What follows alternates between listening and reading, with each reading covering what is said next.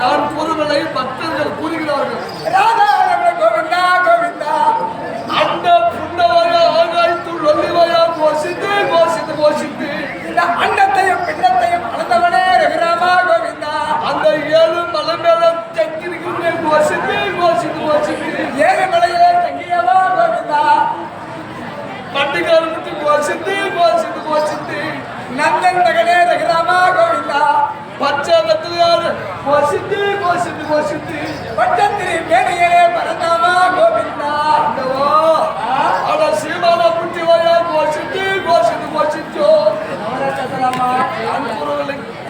பக்தர்கள் கூறுகிறார்கள். ஸ்ரீமந்த நாராயணா கோவிந்தா சார்கின்ற உருண்டை பரணவனே கோஷித்து கோஷித்து கோஷித்து நான் கூறுவதை பத்துல தண்ணியில குளிச்சா 50 ரூபாய் செலவாகும்.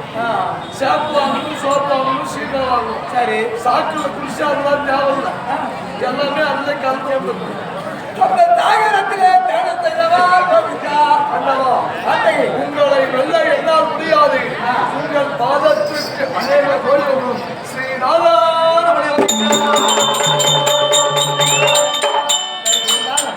என்னுடைய விளக்கங்கள் என்ன யார் என்று உலகிற விஷயம் லீலைகள் என்ன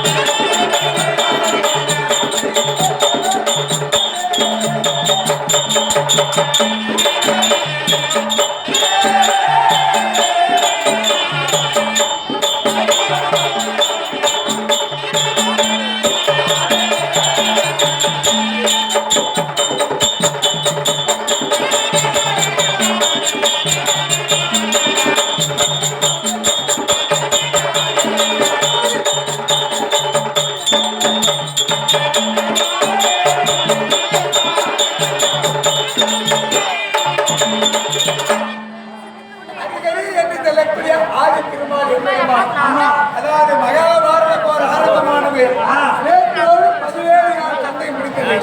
மிஞ்சி இருப்பது என்று ஒரு நாள் 18 நாள் சண்டை. இதை யாருக்கு வெற்றி யாருக்கு தோல்வி தெரியாமல் சென்று காட்சி கொடுக்கிறோம். அதனால என்னுடைய மனைவிமார் 8 அஸ்தலத்திரிகள் எல்லாரும் அந்த பிறகு பேசணும்.